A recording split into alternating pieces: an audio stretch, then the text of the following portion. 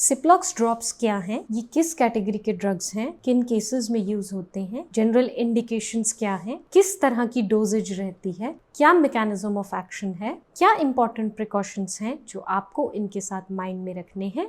और इसके side effects. Ciplox drops basically antibacterial drops हैं जो कि नॉर्मली आपके डॉक्टर प्रिस्क्राइब करेंगे जब आपको आई या ईयर इन्फेक्शन हो जाए। क्योंकि ये एंटीबायोटिक्स हैं तो ये फंगल इन्फेक्शन या वायरल इन्फेक्शन में काम नहीं करते। मेन इनका जो ड्रग कॉन्स्टिट्यूएंट है वो है सिप्रोफ्लॉक्सासिन। बात करते हैं इंडिकेशंस की। किन केसेस में डॉक्टर्स आपको सिप्लॉक्स ड्रॉप्स एडवाइस करते हैं? डॉक्टर्स एडवाइस करते हैं सिप्लॉक्स अगर आपकी आई में बैक्टीरियल इन्फेक्शन हो गया है या फिर अगर आपके ईयर्स में बैक्टीरियल इन्फेक्शन हो गया है। ये इन्फेक्शन लीड किसी भी तरह से लीड कर सकती है। फॉर एग्जांपल एब्सेस हो गई है, पेन हो गई है, रेडनेस है।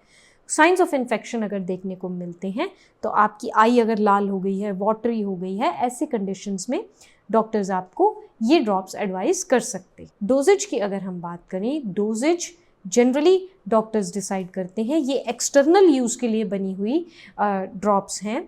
आपको ध्यान ये रखना है कि आपको जो ड्रॉपर आई ड्रॉप्स के साथ होता है उसको हाथ से टच नहीं करना। आपको अपनी आई या ईयर के पास ड्रॉपर को ले जाके जेंटली उसको स्क्वीज़ करना है। आपको जहाँ से ड्रॉप गिरेगी उस पार्ट को टच नहीं करना। किसी भी तरह से आपको ड्रॉपर को अपने हाथ से इन्फेक्ट नहीं करना।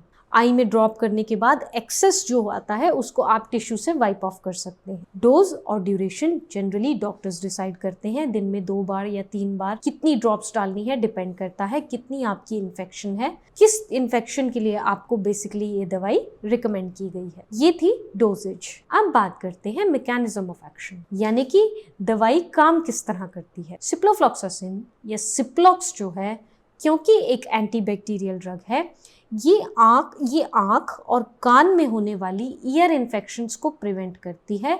जो बैक्टीरिया हमारी आँख या नाक या कान में जाके इन्फेक्शन कॉज कर रहा है, बेसिकली उसको मल्टीप्लाई होने से रोकती है, उसको डिवाइड और रिपेयर करने से रोकती है। उस जो एक बहुत इंपॉर्टेंट एंजाइम है जैसे कि डीएनए गायरेज, उसको स्टॉप करती है, उस बैक्टीरियल एंजाइम को स्टॉप करती है, जिस वजह से बैक्टीरिया की डेथ होती है, माइक्रो ऑर्गेनिजम्स किल होते हैं और हमारी इन्फेक्शन जो है वो कम होती है या धीरे धीरे ख़त्म होने लगती है। मैकेनिज्म ऑफ एक्शन के ऊपर अगर आपको एक डिटेल वीडियो चाहिए तो उसके लिए हम एक डिटेल वीडियो बना के उसका लिंक हम नीचे डिस्क्रिप्शन बॉक्स में डाल देंगे। प्रिकॉशंस की अगर हम बात करें तो नंबर 1, अगर आप प्रेग्नेंट हैं या आप ब्रेस्ट फीडिंग लेडी हैं, केवल और केवल आप अपने डॉक्टर की सलाह पे ये ड्रॉप्स लें।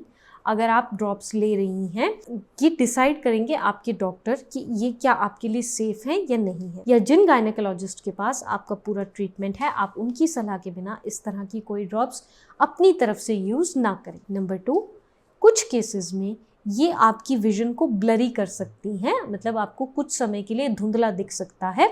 तो ऐसे केस में आपको ड्राइविंग अवॉइड करनी है या कोई भी ऐसा काम जहाँ बहुत ज़्यादा अलर्टनेस रिक्वायर्ड है वो काम आपको अवॉइड करना है। आप कोशिश कीजिए कि आप इसका पूरा कोर्स कंप्लीट करें जब तक के लिए डॉक्टर ने आपको एडवाइस किया है, अगर आपको साइंस एंड सिम्टम्स ठीक लगते हैं तो भी। इसके अलावा आप सबसे ज़्यादा प्रिकॉशन ये रखें कि आप ड्रॉपर के ढक्कन को, ड्रॉपर के सरफेस को किसी भी तरह से इन्फेक्ट ना होने दें। कोई भी पर्सन उसको टच ना कर पाए, आप खुद अपने हाथों से उसको टच ना कर पाएँ, बच्चों की रीच से उसको दूर रखें। जितना वो पार्ट स्टेराइल रहेगा उतनी ही आपकी दवाई स्टेराइल रहेगी और बहुत इफेक्टिवली वर्क करेगी। इवन अगर आपके साइंस एंड सिम्टम्स ठीक हो रहे हैं, आपकी इन्फेक्शन ठीक हो गई है, आपको उसके 48 घंटे बाद तक इस ड्रॉपर को, इस दवाई को यूज़ करते रहना है ताकि ये रिजल्ट सस्टेन रहें और आपको आगे भी परेशानी ना हो। इसके अलावा अगर आप कॉन्टैक्ट लेंस पहनते हैं या ईयर एड्स पहनते हैं तो ये दवाई डालने के बाद आप ये पहनना अवॉइड करें या कुछ समय के लिए पहनना छोड़ दें, क्योंकि ये दवाई की इफ़ेक्टिविटी को कम या ज़्यादा कर सकते हैं। इसके अलावा आपको ये ध्यान रखना है कि आप ये ट्रीटमेंट केवल और केवल डॉक्टर की सलाह पे, डॉक्टर के द्वारा निर्धारित ड्यूरेशन तक ही फॉलो करें। उससे ज़्यादा अगर आप इसको फॉलो करते हैं तो ये आपको नुकसान दे सकता है। Side effects. साइड इफ़ेक्ट्स की अगर हम बात करें तो कुछ कॉमन साइड इफ़ेक्ट्स इन ड्रॉपर्स के साथ देखने को मिलते हैं।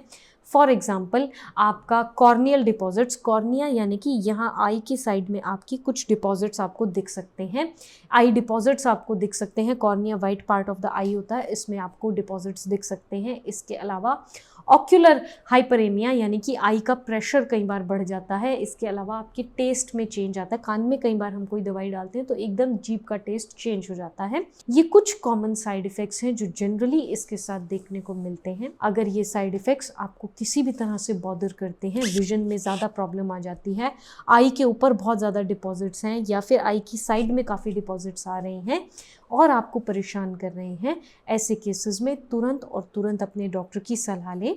डॉक्टर की सलाह पे ही इसकी डोज ड्यूरेशन को कंटिन्यू रखें। होपफुली वीडियो आपको अच्छा लगा होगा। वीडियो पसंद आया है तो आप इसको लाइक शेयर सब्सक्राइब ज़रूर कर दें। Thank you.